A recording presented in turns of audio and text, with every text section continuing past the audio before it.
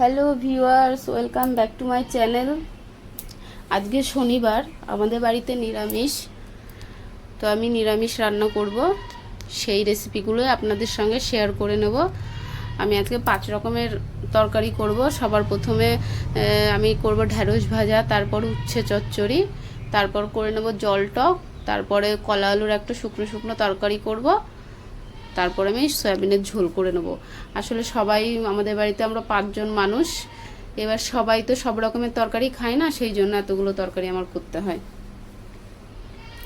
এবার ঢ্যাঁড়স ভাজা করার জন্য দেখুন আমি ঢ্যাঁড়সগুলোকে ধুয়ে টুকরো টুকরো করে কেটে নিয়েছি।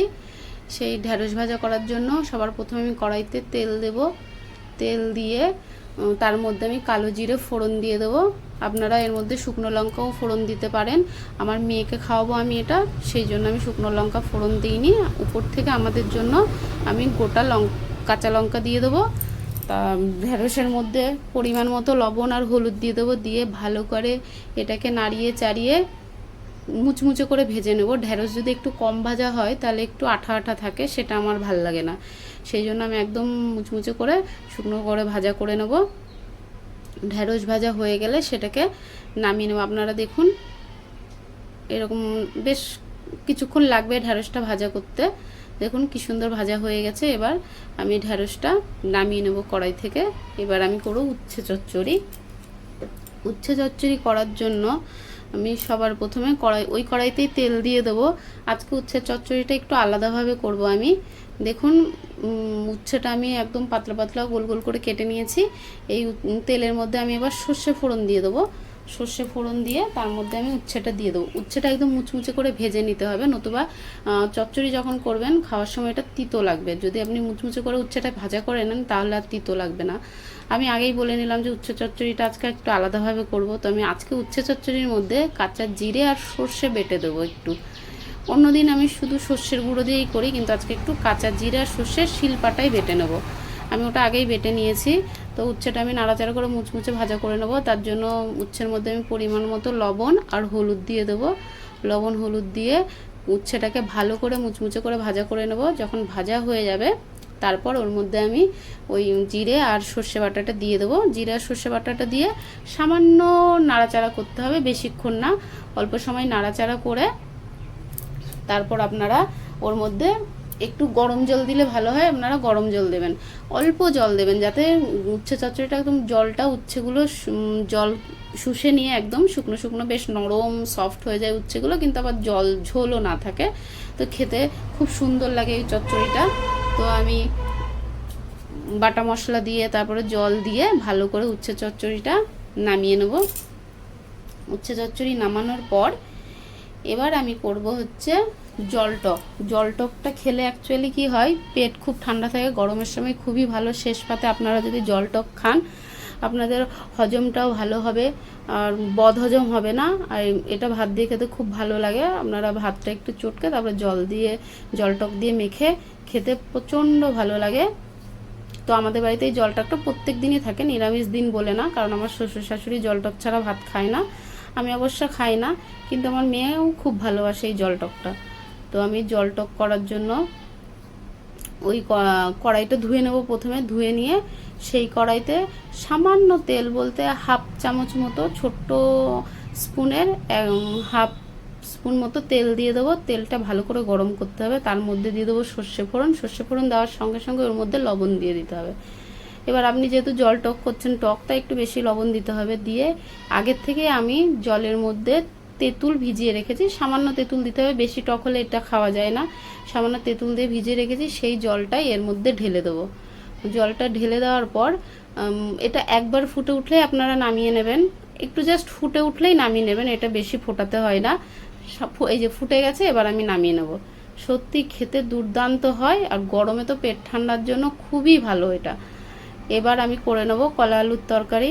কলা আলুর তরকারি করার জন্য আমি ওই কড়াইতে তেল দিয়ে জিরে ফোড়ন দেবো, সাদা জিরে ফোড়ন দেবো। সাদা জিরে ফোড়ন দিয়ে এর মধ্যে আমি কলা আলুটা কেটে রাখা, আমি কলা আলু আজকে লম্বা লম্বা করে কেটেছি, আপনারা চাইলে ছোটো ছোটো টুকরো করতে পারেন, আপনাদের যেটা খুশি।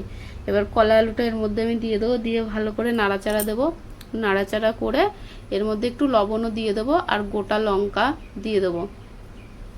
গোটা লঙ্কাটা আসলে আমি এই কলা আলুর সঙ্গে ভাজা হয়ে যাওয়ার পর আমি লঙ্কাগুলো নামিয়ে নেব। লঙ্কাগুলো নামিয়ে সেই লঙ্কার সঙ্গে আমি কাঁচা জিরে দিয়ে শিলে বেটে নেব।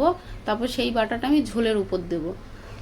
মানে আপনারা লঙ্কা দেখবেন এরকম ভাজা লঙ্কা তুলে নিয়ে কাঁচা জিরের সঙ্গে বেটে তরকারির ঝোলের মধ্যে দেবেন, ফুটন্ত ঝোলের মধ্যে। তরকারির টেস্ট এত ভালো হয়, আপনারা বাড়িতে ট্রাই করে দেখবেন অবশ্যই, সত্যিই খুব ভালো হয়। কমেন্টে অবশ্যই জানাবেন যে তরকারিগুলো কেমন হয়েছে। এবার আমি লঙ্কা, ওই যে দেখছেন লঙ্কা জিরে দিয়ে আমি শিলে বেটে নেব। বেটে নিয়ে কলা আলুর তরকারিতে লবণ দিয়ে আমি এটা ভাজা ভাজা করে নেব ভালো করে। আর পরিমাণ মতো হলুদ দেবো। হলুদ দেওয়ার পর একটু নেড়ে আমি জল দিয়ে দেবো। জল দিয়ে আমি ওটাকে ঢাকা দিয়ে দেবো। তরকারিটাকে ঢাকা দিয়ে দেব যাতে কলা আলুগুলো ভালো মতো গলে যায়। আপনারা এটা গা মাখা মাখা একটু শুকনো শুকনো হবে সেই রকম জল দেবেন, ভেবে একটু মানে একটু বুঝে জল দেবেন, যাতে তরকারি সবজিগুলো সিদ্ধও হয়ে যায়, আবার ঝোলে একটু শুকনো শুকনো থাকে, মানে অল্প ঝোল থাকে। একদম পাতলা ঝোল হলে এগুলো খেতে ভালো লাগে না। তো এবার এর মধ্যে ঝোলটা ফুটে উঠলে আমি এর মধ্যে দিয়ে দেবো সেই জিরে আর কাঁচা লঙ্কা বাটা দিয়ে সেটা ভালো করে আমি ফুটিয়ে নেব। ফুটিয়ে নিয়ে তরকারিটা দেখুন এবার হয়ে এসছে, প্রায় হয়ে আসে। তরকারিটা হয়ে গেলে দেখুন আমি নামিয়ে নিয়েছি, দেখতে কত সুন্দর লাগছে দেখুন।